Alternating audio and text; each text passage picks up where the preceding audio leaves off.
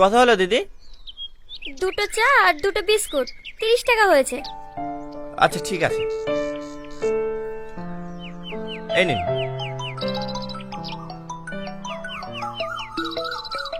এই মাসি ফোন করছে, দুপুরে কি খাবি বল? তুই যেটা খাবি সেটাই বলি দে। আর তুইও না, সবসময় আমি যা খাবো তাই খেতে হবে না?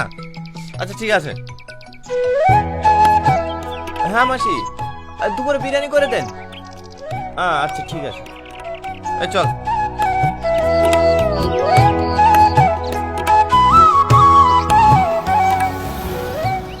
বাবা, আমি খুব অসহায়, আমাকে কিছু সাহায্য করো না।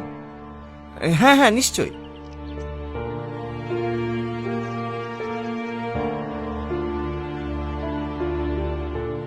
এই নিন। বাপ, তোমরা অনেক ভালো, তোমাদের ওপর আল্লাহ খুব ভালো রাখো।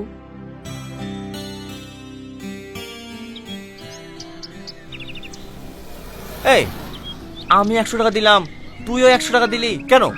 কিছু টাকা বেশি দিতে পারতি। দেখ, তুই শুধু আমার বন্ধু না, একটা ভাইয়ের মতো। ওকে যদি আমি কম বা বেশি টাকা দিতাম তাহলে ও কিন্তু আমাকে অন্য চোখে দেখত। তাই আমি চাই না কি আমাদেরকে ছোট বড় করে দিক, বুঝলি? তাই আমি সমান দিয়েছি। বাবারে, তো বিশাল বুদ্ধি রে, এত বুদ্ধি লিখবাস কি করি? চাচা লেট হয়ে গেল।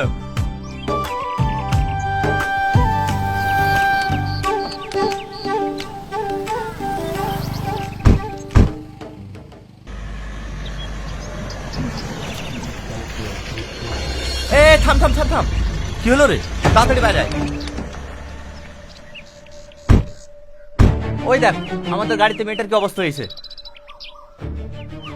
সরি, কিছু মনে করেন না, আসলে আমরা বুঝতে পারিনি, আমাদেরকে ক্ষমা করে দিয়েন। এই নিন, রুমালটা দিয়ে মুখটা মুছে নিন।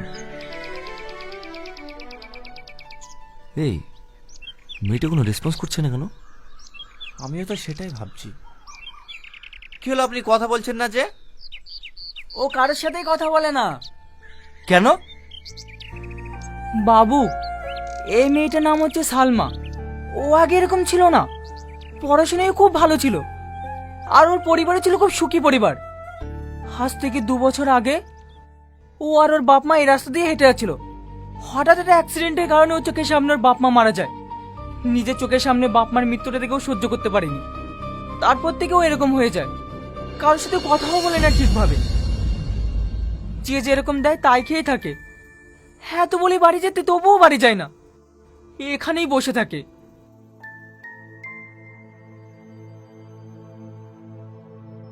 কাকা, এই টাকাটা রাখুন, ওকে কিছু খাবার কিনে দিন।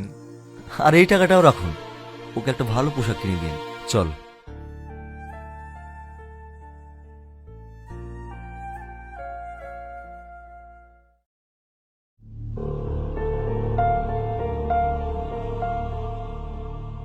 কি হলো ওর?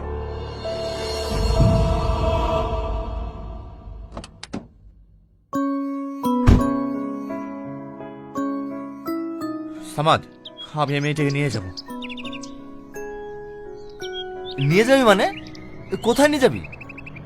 একে আমি হসপিটালে নিয়ে যাব, এর আমি চিকিৎসা করাবো, যত টাকায় লাগুক একে আমি সুস্থ করে তুলবো।